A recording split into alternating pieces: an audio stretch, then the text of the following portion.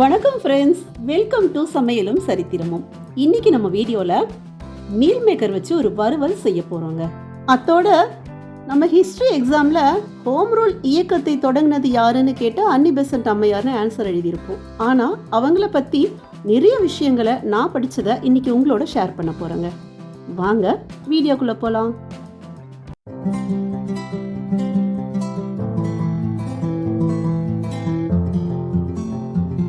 முதல்ல ஒரு cup meal maker எடுத்து அரை மணி நேரம் ஊற வைக்க போகிறோங்க. இதில் தண்ணி சேர்த்து நல்லா அலசி எடுத்துட்டு மறுபடியும் கொஞ்சம் தண்ணி சேர்த்துட்டு ஒரு அரை மணி நேரம் ஊற வச்சுக்கலாங்க.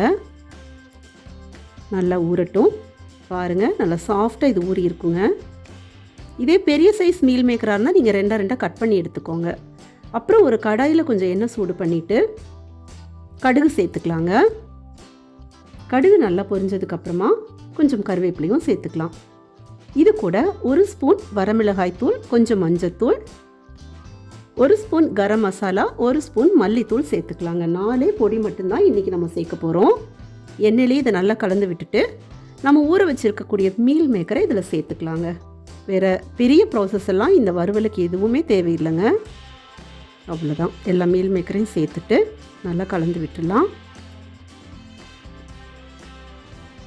தேவையான அளவு உப்பு போட்டுட்டு கொஞ்சம் தண்ணி சேர்த்துட்டு இதை வேக வைக்க போகிறோங்க.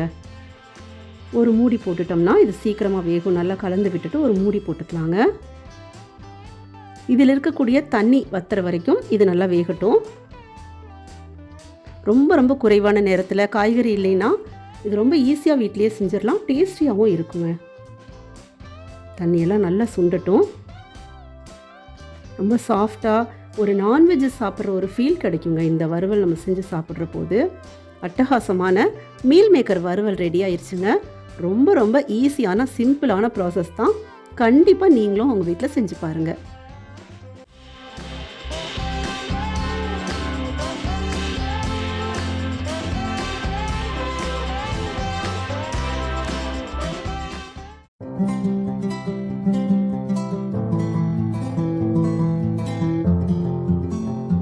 சுதந்திரம் நமது பிறப்புரிமை, அதை நாம் அடைந்தே தீர்வோம்னு முழக்கமிட்டதோடு வெள்ளையனே வெளியேறுன்னு வாய்ஸ் கொடுத்து போராடி நம்ம நாட்டை ஆங்கிலேயரிடமிருந்து மீட்க நம்ம மக்கள் போராடிய வரலாறு நமக்கு தெரியுங்க. நம்ம நாட்டுக்காக நாம போராடியதுல வியப்பு ஏதும் இல்லைங்க. ஆனா அதே நேரம் நம்மை ஆட்டி படைத்து கொண்டிருந்த நாட்டுல பிறந்து நம்ம நாட்டுக்காக, நம் மக்களின் நலனுக்காக தன் இறுதி மூச்சு வரைக்கும் போராடிய உயரிய பெண்மணி தாங்க அன்னி பெசன்ட் அம்மையார். அயர்லாந்த பூர்வீகமாக கொண்ட பெற்றோருக்கு 1/10/1847 லண்டன்ல பிறந்தாங்க அன்னி. சிறு வயதிலிருந்தே பல கஷ்டங்களை அனுபவித்து வந்த அன்னிக்கு இரக்க குணம் அதிகங்க. கஷ்டப்படுற ஏழை எளியவங்களுக்கு சேவை பண்ணணும் அப்படின்றத தான் தன் வாழ்க்கையின் லட்சியமாவே அவங்க கொண்டிருந்தாங்க. அந்த சமயத்துலதான் ஆனியின் அழகில் மயங்கிய பாதிரியார் பிராங்க்பர்ட் பெசன்ட் அப்படின்றவரு இவரை கல்யாணம் பண்ணிக்கணும்னு ஆசைப்பட்டாங்க. பாதிரியாரோட மனைவியானா அவரோட துணையோட ஏழை எளியவங்களுக்கு சேவை செய்யறதுக்கு நிறைய வாய்ப்பு கிடைக்கும்னு நினைச்சு அவரை கல்யாணமும் பண்ணிக்கிட்டாங்க. நாம ஒண்ணு நினைச்சா தெய்வம் ஒண்ணு நினைக்கும்னு சொல்லுவாங்களே, அது மாதிரி அன்னியினுடைய வாழ்க்கையில விதி வேற மாதிரி விளையாண்டுருச்சுங்க. ஒரு மகளும் பிறந்தாங்க. மகளுக்கு கக்குவ இருமல் வந்து தீராத நோயாகிவிட அந்த நோயை குணப்படுத்தவும் முடியாம, மகளோட துன்பத்தை காணவும் முடியாம தினமும் கண்ணீர் விடுவாங்களாம். இது போதாதுன்னு கணவரின் கொடுமைகளும் அவரை பாடாப்படுத்துச்சான். ஒரு கட்டத்துல வாழ்க்கையை வெறுத்து போய் தற்கொலை செய்யவும் போயிட்டாங்க. கடைசி நிமிஷத்துல அவங்களுக்குள்ள ஒரு விழிப்புணர்வு, மத்தவங்களுக்கு சேவை செய்யணும்னு லட்சியம் வச்சிட்டு இருந்த நாம தற்கொலை செய்யறது எவ்வளவு கோழைத்தனம் அப்படின்றத உணர்ந்து தனக்குள் ஒரு தைரியத்தை உருவாக்கிட்டு போராட தொடங்கினாங்க. பிறகு படிப்படியா எழுதவும் ஆரம்பிச்சாங்க.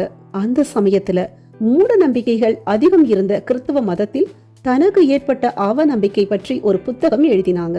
புத்தகம் பெரும் பரபரப்பை ஏற்படுத்துச்சுங்க. லண்டன்ல பாதிரியார்கள் பதறினாங்க. புத்தகம் எழுதியது தன் மனைவிதான் அப்படின்றத அறிந்த ஆனியின் கணவர் பெசன்ட் பாதிரியார் அவரை வீட்டை விட்டு துரத்திட்டாங்க.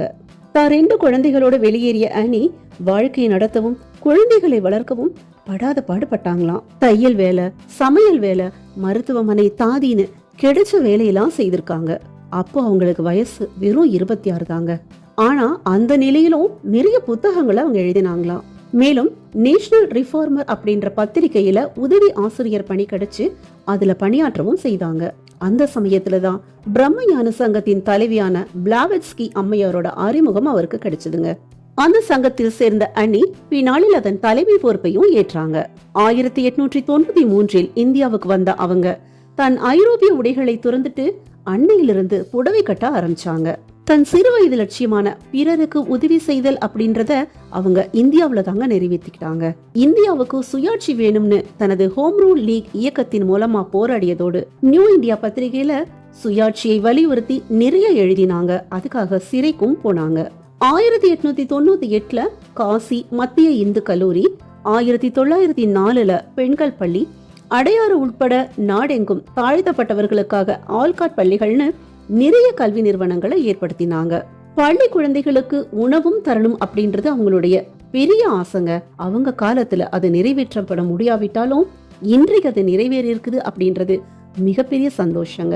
பெண்கள் விடுதலை, தொழிலாளர் உரிமை, கல்வி வளர்ச்சி, பெண் கல்வி, இந்திய சுயராஜ்யம்னு 50 ஆண்டுகள் இந்திய மக்களுக்காகவே உழைத்த அன்னி பெசன்ட் 1933 இயற்கை எய்தினாலும் இந்திய வரலாறு உள்ளவரை இவருடைய பெயரும் செயலும் பேசப்படும் என்பது உறுதி. இந்த வீடியோ உங்களுக்கு பிடிச்சிருந்தா லைக் பண்ணுங்க. நம்ம வீடியோக்களை தொடர்ந்து பார்க்க சப்ஸ்கிரைப் பண்ணுங்க. உங்களுக்கு பிடிச்சவங்களோட ஷேர் பண்ணுங்க. நன்றி.